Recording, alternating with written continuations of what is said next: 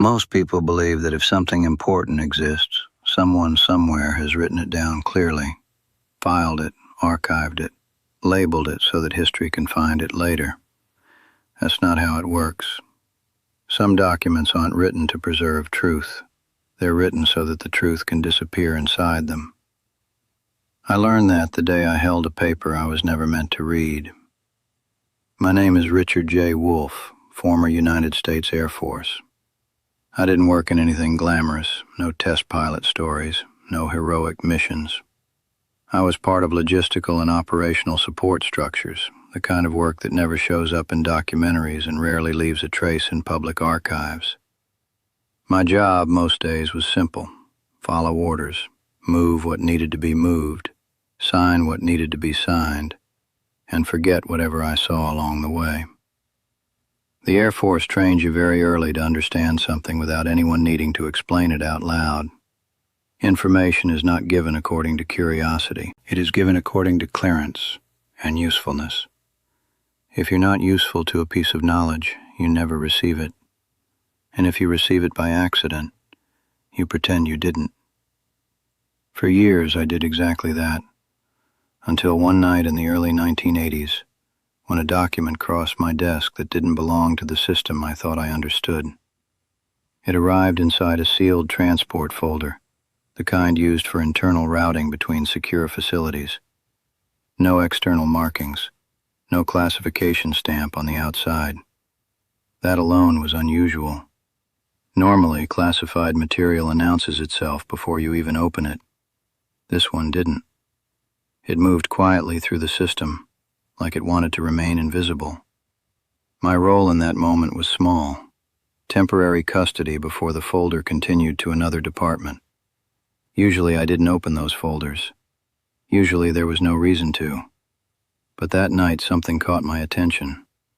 Inside the routing slip, there was a short line typed across the top page. Not a title, not a project name, just a phrase. Preliminary Linguistic Response Trials. At first, I assumed it was related to signals intelligence or foreign communications analysis, something Cold War related. That would have been normal. But when I turned the page, the language changed. Not the language of the document, the language of the idea. The document wasn't describing communication between humans. It was describing attempts to communicate with something else, something the report called non-human intelligence. Not aliens, not extraterrestrials. Those words never appeared. Just that term, non-human intelligence.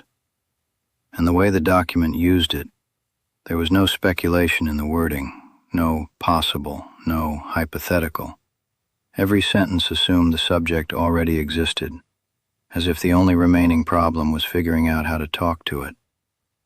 I remember standing there in that quiet office, reading slowly, trying to convince myself I had misunderstood something. Because if the words meant exactly what they seemed to mean, then the document wasn't theoretical research. It was a record of attempts already made, attempts to establish communication. The first pages describe signal patterns, not radio signals in the traditional sense, more like structured electromagnetic pulses, delivered in repeating mathematical intervals. Someone had been sending patterns, waiting for patterns back, and according to the report, something had answered. Not consistently, not clearly, but enough to justify continued trials. That's the word they used, trials, like laboratory work, controlled, measured, documented. But what unsettled me most wasn't the signals. It was a paragraph buried halfway down the third page. A paragraph that explained where these responses had been detected. Not deep space, not satellites, not distant probes. The signals were being detected inside Earth's atmosphere, and not randomly. They appeared to originate from fixed coordinates, coordinates the document refused to name. Instead, it used a designation: localized presence, persistent. I read that phrase 3 times. Localized presence, persistent. That's when I started to feel something shift inside me. Not excitement, not curiosity, something colder. Because if that wording was accurate, then the intelligence they were attempting to communicate with wasn't somewhere out there. It was already here. And according to the report, it had been here long enough for the Air Force to attempt structured communication protocols. That realization should have sent alarms through the entire command structure. But the document didn't read like a discovery. It read like routine progress notes, which meant one thing. The discovery had happened long before the report was written, long before it crossed my desk, long before I even joined the Air Force. I remember closing the folder halfway through the page and just sitting there, listening to the quiet hum of the fluorescent lights in that office, trying to decide whether I should continue reading. Because once you see something like that, you can't put it back where it was. You carry it, whether you want to or not. I told myself I would just read a little more, just enough to understand what kind of program this was, just enough to convince myself it was some classified theoretical research project. But the next page made something very clear. This wasn't theory. It was documentation of contact attempts that had already occurred, and some of those attempts had not gone the way the researchers expected. That part of the report was where the tone changed, subtle but unmistakable, almost like the people writing it had started realizing something the rest of us hadn't yet, something about the intelligence responding to those signals, something that made the entire project suddenly feel less controlled, less predictable, less safe. And that's where I saw the line that still stays with me today. A single sentence typed near the bottom of the page. No explanation, no follow-up. Just an observation logged in neutral language. Response patterns demonstrate awareness of observation. I remember staring at that sentence for a long time. Because if the intelligence responding to those signals understood it was being studied, then those communication attempts weren't just experiments anymore. They were conversations. And conversations go both ways. Which means the question nobody in that document was willing to ask out loud was the one that started forming in my mind. If something non-human had been responding to those signals, and it knew we were watching it, then how long had it been watching us back? And more importantly, why would the Air Force be the one trying to talk to it in the first place? Most people imagine that if humanity ever tried to communicate with a non-human intelligence, the moment would be dramatic. A room full of scientists, screens lighting up, someone whispering that history is being made. That isn't how it looked on paper. The document didn't describe a breakthrough. It described progress reports, cold language, methodical notes, revisions of signal patterns, failed sequences, adjustments in timing. It read like someone refining a laboratory protocol, not like a species trying to speak across the unknown. And that, more than anything, is what unsettled me. Because whoever wrote those reports had already moved past the question of whether contact was possible. They were focused on how to make it consistent. I turned the page slowly. The next section was labeled simply, Trial Phase 3, Structured Response. That was the first time the document openly acknowledged that something had replied in a way the researchers considered deliberate. Up to that point, the responses had been irregular, patterns that could still be dismissed as environmental interference or instrument noise if someone wanted to remain skeptical. Phase 3 was different. The report described a repeating exchange, a sequence of electromagnetic pulses sent in numerical intervals, prime numbers first, 2, 3, 5, 7. The kind of sequence scientists assume any intelligence system capable of mathematics would recognize. The report noted that earlier trials using more complex patterns had produced no consistent response, but when they simplified the signals to basic mathematical intervals, something changed. According to the document, the receiving equipment recorded a return signal 23 seconds after the final pulse. Not random, not distorted, a pattern. And the pattern matched the original sequence, but reversed.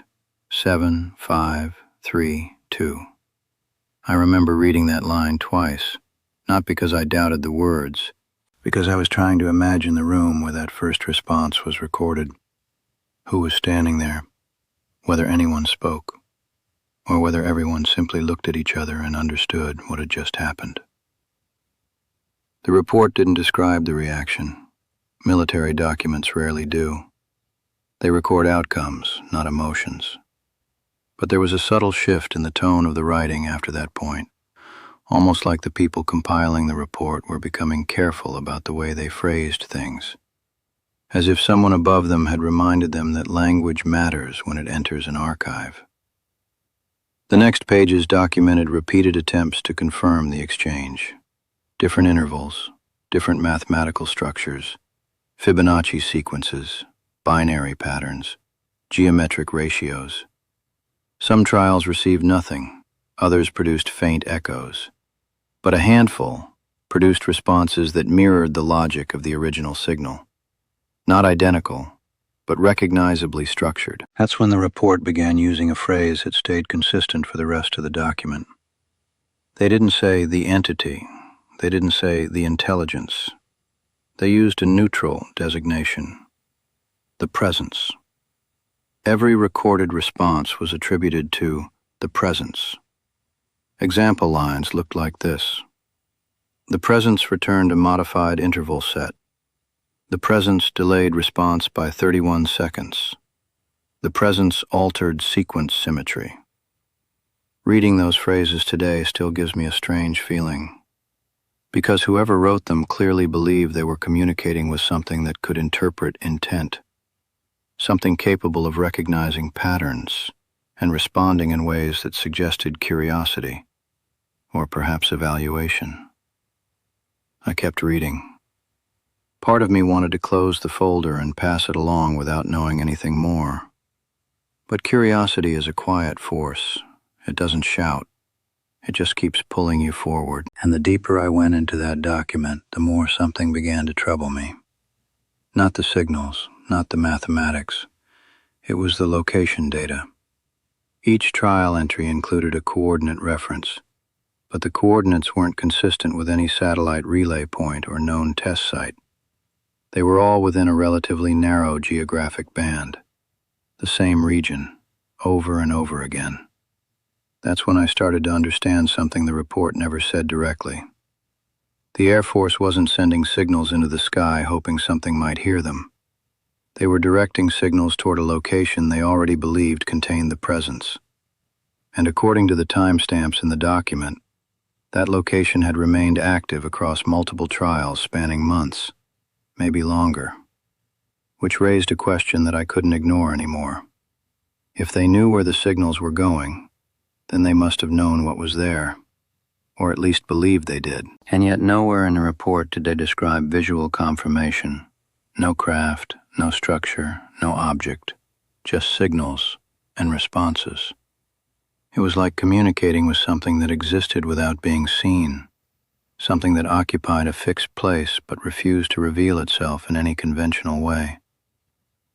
I reached the section near the end of the trial summary. That's where the report began discussing the idea of semantic testing, not mathematics anymore, meaning.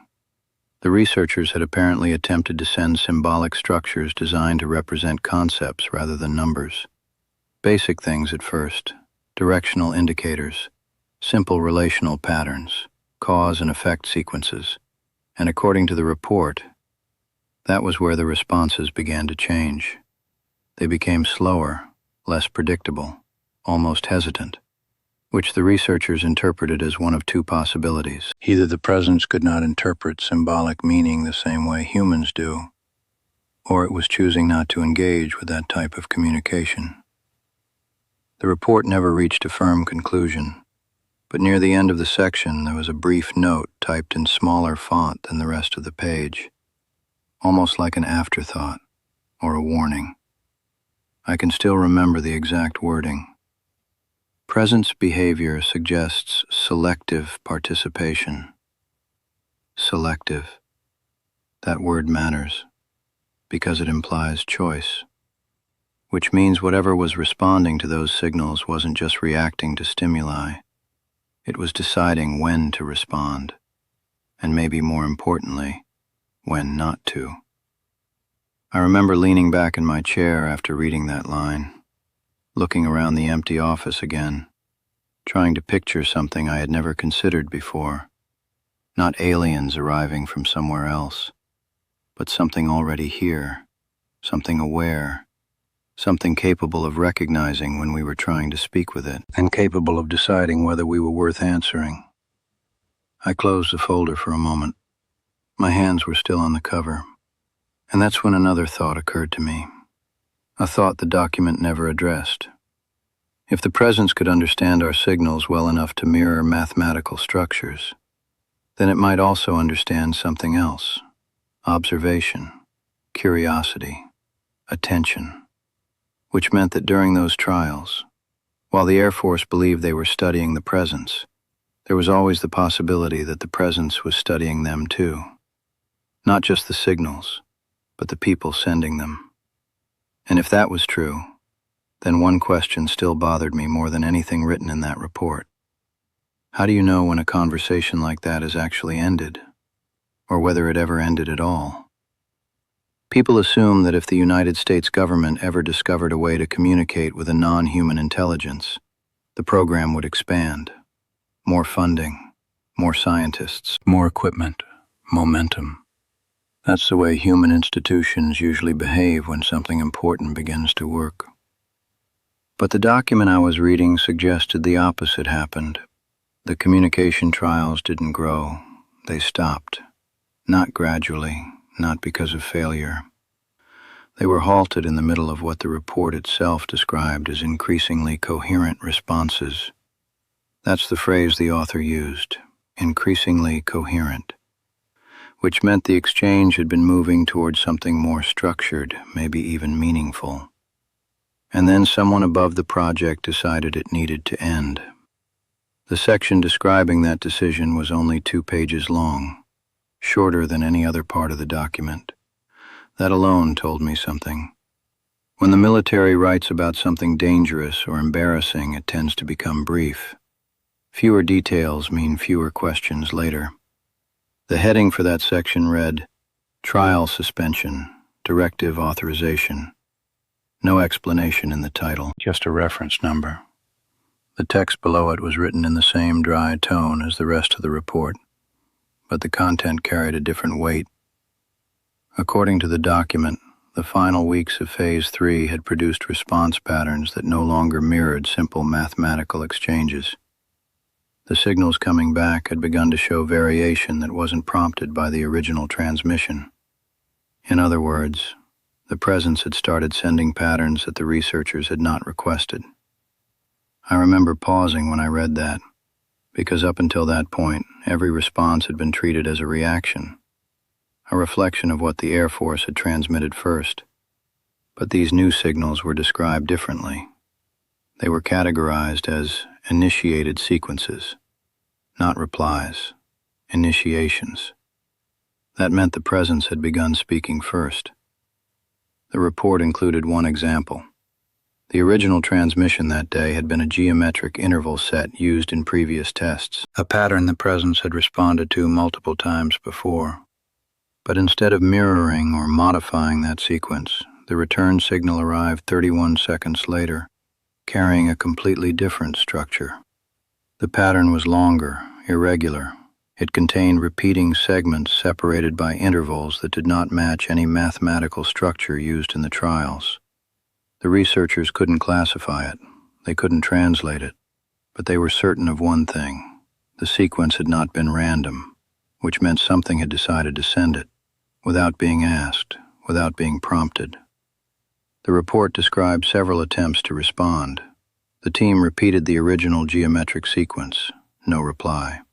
They sent a simplified numerical set, still nothing. They even tried replaying the unknown pattern back through the transmitter. Silence. And then something happened that the report described only in vague terms. There was a short paragraph explaining that the monitoring equipment had recorded a sudden shift in electromagnetic activity at the coordinate location. Not a signal, not a pattern, more like a disturbance. The instruments that had been used to receive the earlier responses suddenly lost clarity, as if the source itself had changed behavior. After that moment, every transmission sent by the research team received no response at all, just empty air. The document didn't claim the presence had disappeared, only that it had stopped participating. The next line in the report was the one that marked the end of the trials. A directive issued from a higher authority within the command structure. No names listed, no signatures visible in the copy I held, just the instruction. All communication attempts are to cease immediately pending review. And that was it. No additional trials. No explanation of what had triggered the order. Just a quiet shutdown of a program that had apparently succeeded in establishing contact with something the report refused to fully define.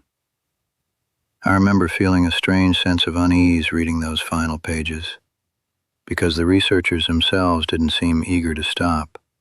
Their notes suggested they believed the initiated sequence, the one sent by the presence, might have been an attempt to introduce a new communication structure, something beyond mathematics, something closer to meaning. But the directive overruled them. The trials ended, and according to the document, all equipment involved in the project was either reassigned or dismantled within weeks. On paper, the experiment had simply concluded. No official statement. No public trace, just another classified program folded back into the system. But there was one detail that the report couldn't hide. Even after the transmission stopped, the monitoring equipment remained active for a short time, not transmitting, just listening. And during those final listening sessions, the researchers recorded something that I still don't fully understand. The instruments detected intermittent electromagnetic fluctuations at the same coordinates where the earlier responses had originated. Not organized signals, not patterns, more like faint pulses, almost like background noise. But the timing of those pulses followed a loose rhythm, irregular, yet persistent. The report didn't label them as communication. In fact, the wording carefully avoided that interpretation. But the last technical observation in the document read, "Localized activity continues despite termination of trials." That line stayed with me longer than anything else in the report, because it meant the presence hadn't vanished when the communication stopped. It had simply stopped responding, which raised a possibility that none of the researchers seemed willing to write down. Maybe the presence hadn't lost interest in the experiment. Maybe it had simply decided that we weren't ready for whatever it had tried to say next. I closed the folder after reading that final section. The room was still quiet, the fluorescent lights still humming. Outside the office, the base continued its routine like nothing unusual had ever happened. Aircraft moving, personnel walking past, radios crackling with ordinary instructions. And in the middle of all that normalcy, I was holding a document that described a conversation humanity had briefly started with something not human. A conversation that had ended not with a conclusion, but with silence. I placed the pages back inside the folder exactly the way I had found them. There was only one page left I hadn't read yet, the appendix. At the time, I almost ignored it. Most appendices are technical attachments, charts, equipment notes, material nobody outside the project would care about. But when I glanced at the title of that final page, I felt something tighten in my chest. Because the appendix wasn't technical data, it was a short memo, and it addressed a question that had been forming in my mind since the moment I opened that folder. A question the entire report had carefully avoided answering. Where exactly had those signals been coming from? The appendix didn't give the full answer, but it gave enough to change the way I saw everything that came before it. And it started with a sentence that I still remember word for word, a sentence that made the entire document feel less like a research report and more like a warning that had been buried inside the system. The presence appears to maintain a fixed observational position within the atmosphere, not beyond Earth, not passing through. Within. And if that statement was accurate, Then the question that had been sitting quietly in the back of my mind since the beginning of that night suddenly became impossible to ignore. If something non-human had been positioned inside our atmosphere long enough for the Air Force to attempt communication, and how long had it actually been there? And how many times had it been watching us without ever needing to answer back? Where the appendix reveals a location tied to the presence, and why the document was never meant to be read outside that program. There's a moment that happens when you read something you were never supposed to see. Your brain starts negotiating with itself. Maybe you misunderstood. Maybe it's a training exercise. Maybe it's a misfiled document from some experimental program that never went anywhere. You search for explanations that make the world feel normal again. I was doing exactly that when I turned to the appendix, because up to that point, the document had described something extraordinary without ever grounding it in a real place. Signals, patterns, coordinates, but never a location anyone could picture. The appendix changed that. It wasn't long, just a one-page internal memo attached to the back of the report, likely meant for people within the project who already understood the context. The heading didn't contain a project name, just a date and a distribution note. For internal circulation, Phase 3 Review Group.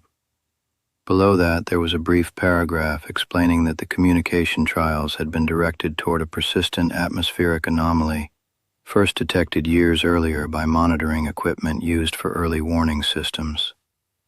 That caught my attention immediately. Early warning systems don't watch for weather, they watch for missiles, which means the anomaly had originally appeared on equipment designed to detect objects entering the atmosphere. But according to the memo, this anomaly hadn't been entering. It had been stationary. The wording was careful.